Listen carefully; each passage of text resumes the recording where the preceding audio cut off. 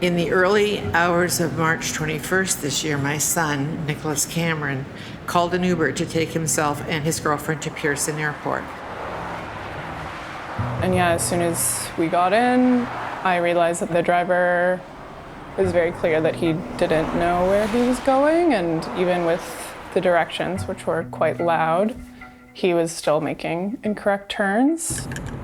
In 600 meters, make a left turn on Heritage Highway. It should have been a quick 20-minute drive to the airport. The Uber driver was navigating by smartphone.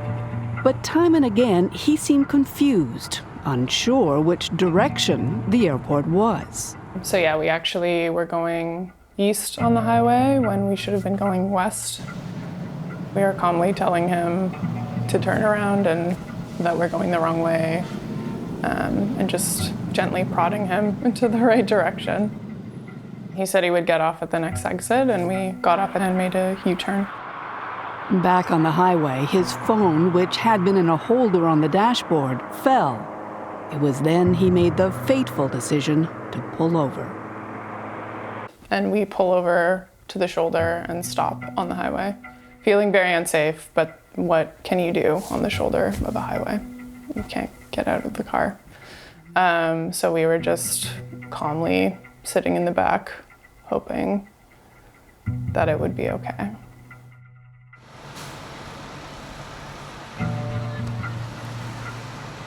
He retrieved the phone and then sharply pulled back into traffic, directly into the path of a BMW traveling at full speed.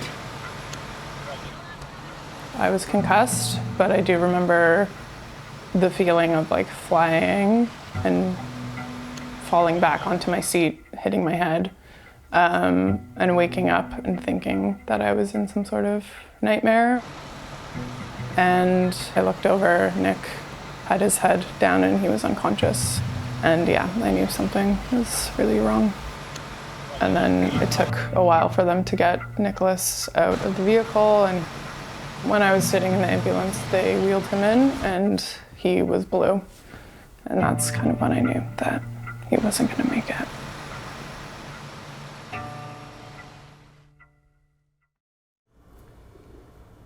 They kept telling me, and I think they probably were lying, but they didn't know how badly he was hurt.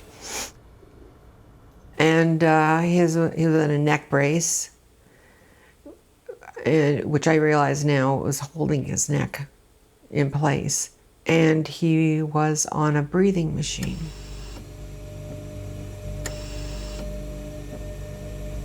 The doctor said he has a very, very slim chance of surviving. And I said, are you saying slim, or are you saying no chance? Because if you're saying slim, I'm gonna grab slim and I'm gonna ride it as hard as I can. And that's when he said, there's no chance. 42 hours after Nick Cameron stepped into that Uber car, he was pronounced dead. He was 28 years old. Not since cars replaced horse-drawn cabs has the for-hire transportation industry seen a disruptor like Uber.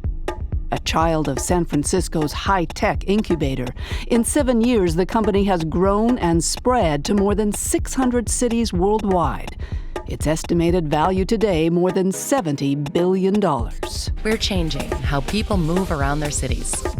So what exactly is Uber? What it's not is a taxi service. In 300 meters, arrive at your destination. Technology platform is the company's word, an app downloadable to any smartphone that matches riders with drivers using computer algorithms. It's cheap, convenient for anyone with a car and a basic driver's license, an easy way to make money. In cool circles, Ubering is now a verb, very much a part of popular culture. I got registered as an Uber driver, for real, and then I took to the streets to give rides and change lives. Jimmy. Eric. How are you, Eric? Good. Good. Oh my God. What's happening? No way. I'm your driver today. Really? Yeah. You ready? I'm ready. All right.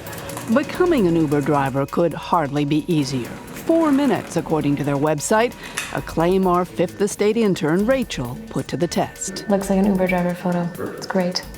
So they ask you for your driver's license, a photo of yourself, proof of work eligibility. So for me, that was my passport, vehicle registration, vehicle insurance, and then vehicle inspection. Okay. In some cities, you have to prove your identity by going to an Uber office in person, but that's not the case everywhere. Standards for background checks vary too, driving and criminal records. Taxi and limo drivers usually have to go to police to get those checked. But in some cities, Uber outsources those checks to a private company, which may not pay to search all databases. Before you take your first trip, let's go through some of the most important things you'll need to know. As for driver training, there isn't any, just an online tutorial on how to use the Uber technology. When you're ready to take your first trip, tap here. The app will look for people around you and match you with a rider. When you get a new trip request, tap to accept it. Mostly it's how to use the app. Swipe right to complete your trip, click here to turn it on. Nothing about navigation, nothing about how to keep passengers safe.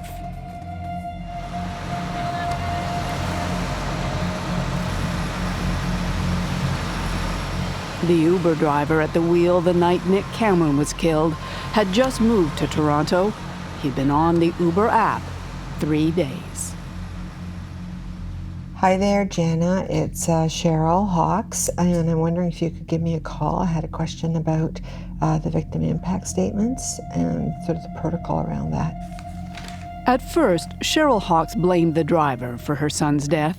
But in the months since, she's immersed herself in learning more about the company that approved him to drive. The head of Uber Canada was on the radio this morning. And now it is Uber she feels must take responsibility. All right.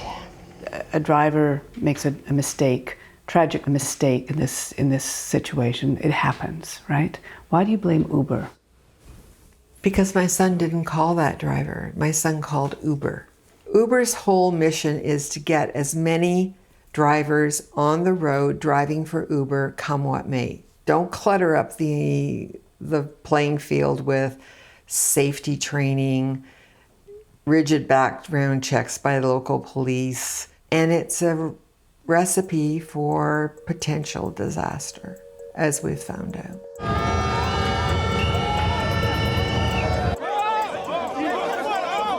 Everywhere Uber has gone, controversy has followed. And it's not just taxi drivers fearing competition who are upset.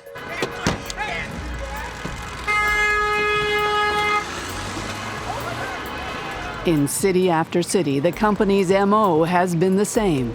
Ignore regulations, subsidize rides to make them cheap, and then harness all those enthusiastic drivers and customers to lobby politicians into doing business Uber's way. If companies have personalities, how would you describe the personality of Uber when it first arrived in this city?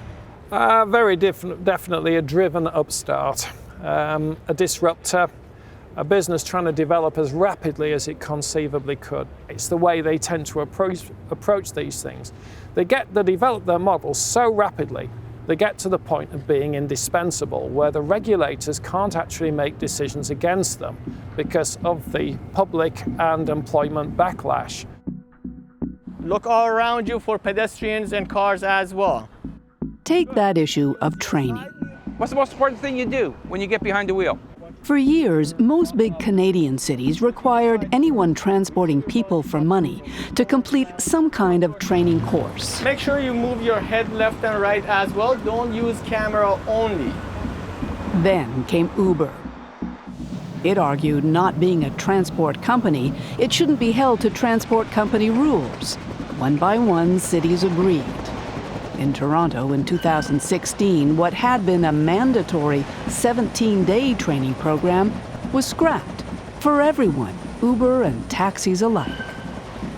I'm frankly overwhelmed and disheartened. There's a kind of madness to all of this when we ask ordinary people without training to jump in their car and pretend they're taxi cab drivers.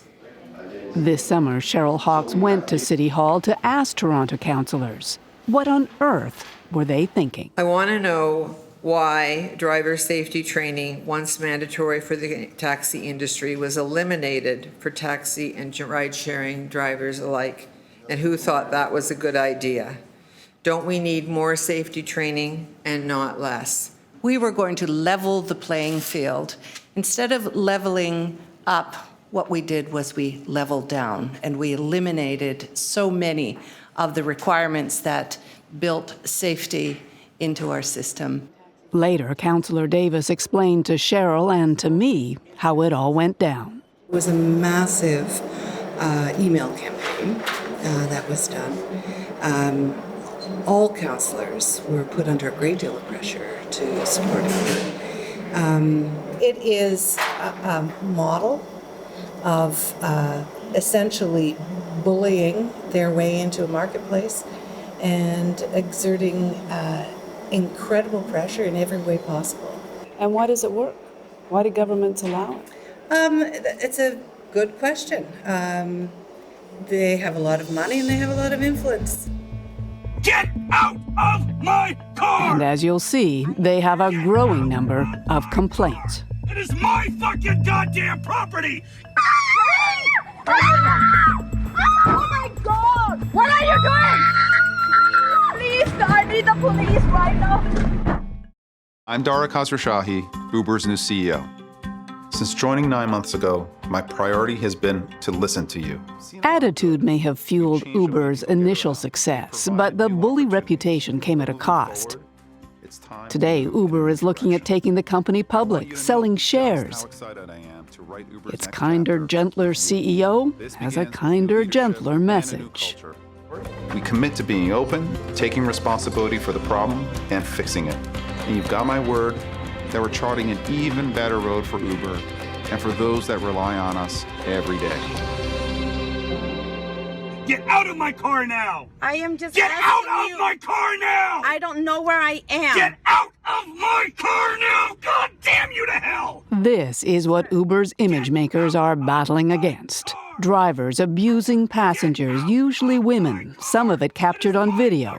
Incidents of harassment, abuse. Oh my God! What are you doing? And even worse. Tonight we have a warning for women who use Uber, which advertises itself as a safe ride home. Uber refuses to say how many assault complaints it's received. But investigations in the United States have come up with some startling numbers. CNN has documented at least 103 Uber drivers in the U.S. who've been accused of sexually assaulting or abusing their passengers in the past 4 years. I think the number is more like in the thousands. Los Angeles lawyer Lisa Bloom is a celebrity in her own right, a go-to attorney for high-profile sex assault complainants. She's been hearing about Uber drivers for years.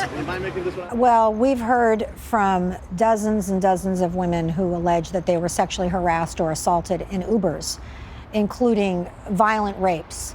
And we've represented several dozen women with those kinds of claims. We've also filed lawsuits over this. This is a very serious problem.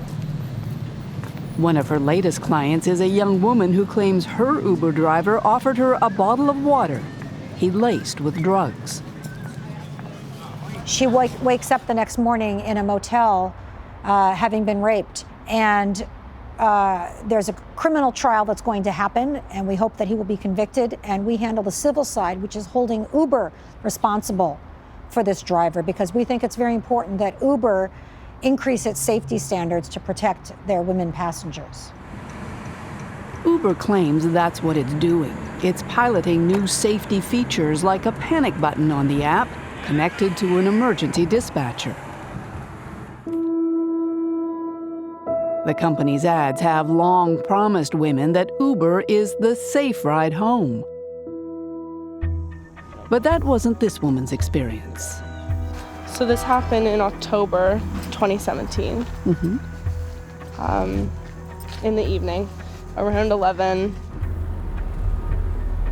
Hannah Crossgrove from London, Ontario, was in an Uber heading home from a night out with friends when her driver started asking for her number.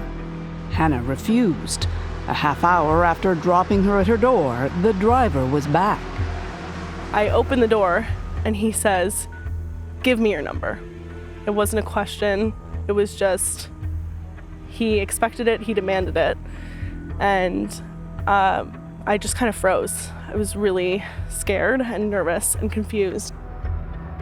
She was alone in the house, afraid what would happen if she didn't comply. She gave him the number, and the next day her phone started ringing. At this point, I'd already contacted Uber.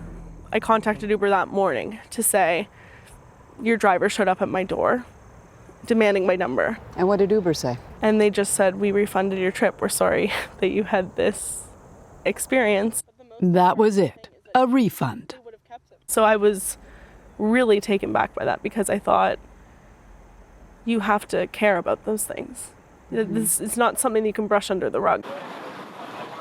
Now understand, it's virtually impossible to talk to a real person at Uber. It's a tech company after all. Communication is by email and text. When Hannah's Uber driver showed up at her house for the second time, she called police and emailed Uber again. And I said, I demand to speak with someone. I said, I'm sick. I don't want to see these automated replies one more time. Mm-hmm. I said, I'll go to the news.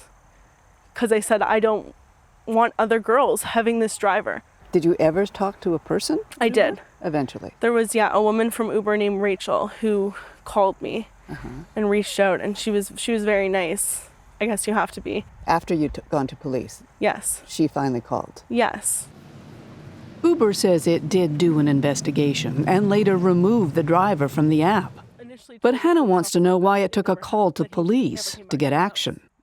So when you look back now, how do you characterize the way Uber handled this? Yeah, Uber as an establishment, I think, has no regard for their customers at all, for their safety. And they care about their reputation, obviously. Any business does, but they didn't care at all about how I was. It is a charge that has hounded Uber virtually everywhere it's operated. In 2017, London, England stripped Uber of its operating license when stories started circulating about women riders being sexually assaulted by their Uber drivers, and Uber doing nothing, not even passing the information to authorities.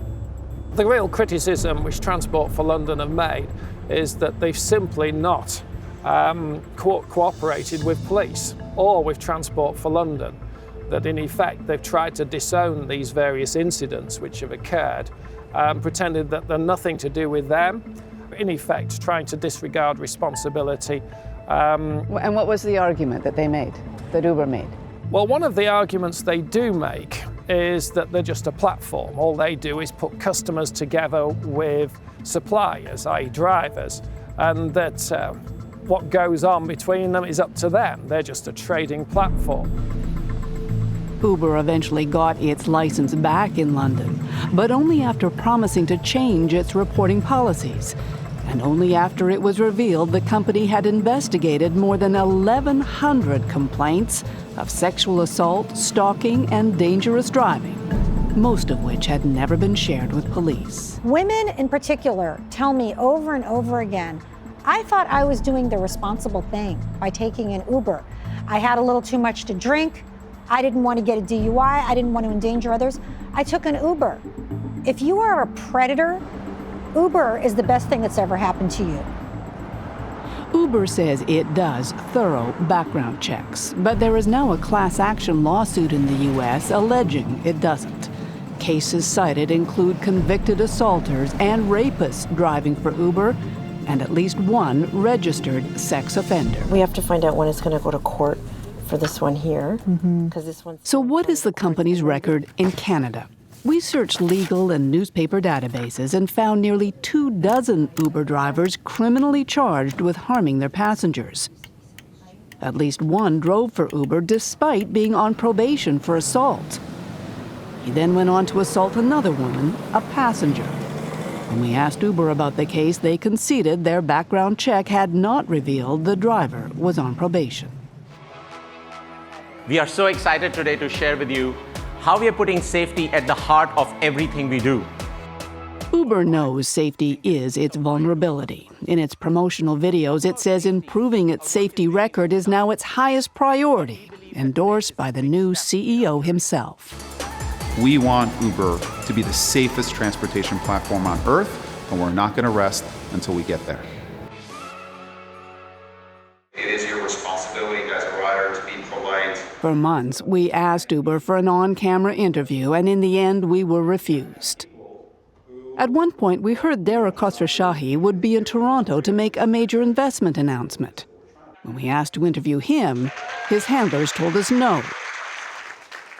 But we decided the CEO could speak for himself. Hi, I'm Gillian Findlay. I'm with Canadian Television, and we're doing a documentary about safety in Uber. Okay. I'd like to follow you up, and we'd like to 5 minutes to ask you a few questions, okay? I don't know if I have time. Do I have time to? Yes, there's CBC has time, and we have a, excuse me, please. I would like to go and finish my conversation. Hi. This is a private area, ma'am. Mr. Khosrowshahi. Excuse me? You say safety is your #1 priority. Could you please make yourself available to answer a couple of questions? It'll be 5 minutes. What is the problem? The problem is he's here today to make an announcement about an investment. He has very little He is the CEO of a company that is being accused. I'm going to try to grant you some time. Okay. He has limited time. If you can stay here, I'll try to manage the rest of his schedule so it opens up to allow for this.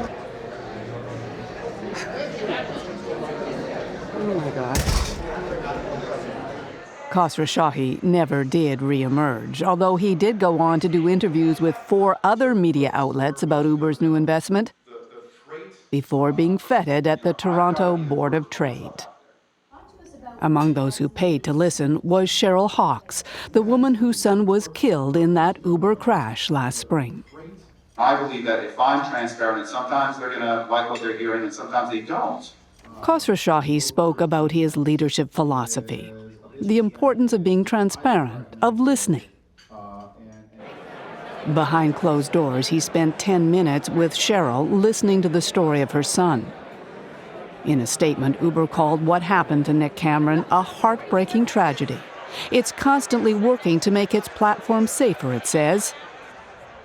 But the company has taken no responsibility for Nick Cameron's death. So, Cheryl, what do you think? After hearing him talk and going through this, I'm glad I came. I'm glad I asked for time with him. I'm glad I said what I said.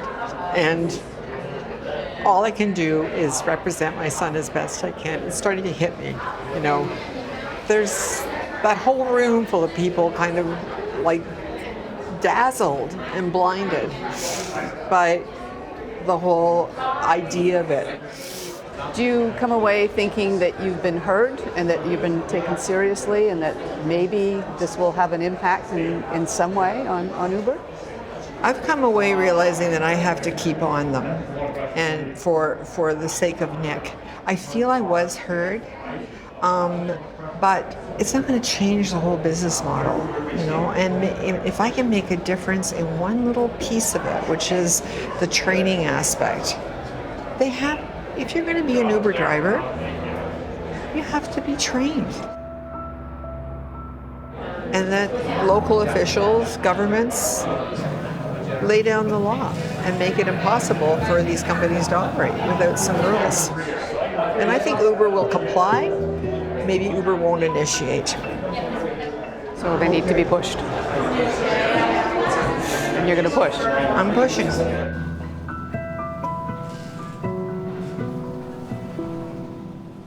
The Uber driver at the wheel when Nick Cameron was killed was initially charged with 4 counts of negligence and dangerous driving causing death. This week, 23-year-old Abdi Barad Bishar Musa will return to court where he is expected to plead guilty to a lesser charge of careless driving. In the meantime, Uber says Mr. Musa has been removed from the Uber app.